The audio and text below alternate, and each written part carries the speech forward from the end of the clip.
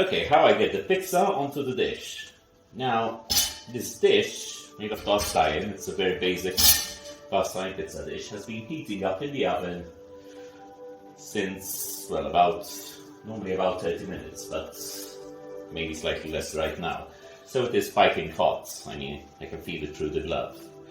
So what I do is, rather than put the loaded pizza on it and put it back in, is simply put the pizza here, the dough in, stretch it out to the edge. My wife likes it without the edge. And top from here. That way the bottom will be cooked. Can start cooking actually, because obviously the convection oven does not get that hot. And the end result should be pretty good.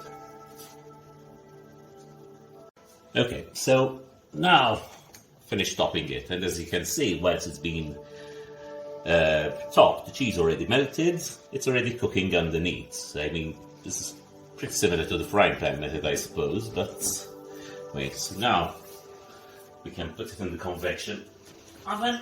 It's a standard oven that goes up to 300 centigrade. And we'll let it finish cooking in there.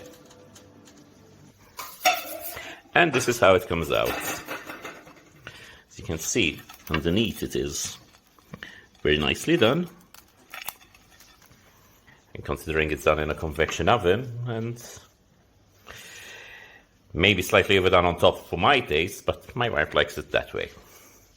Well, that's it. Thank you.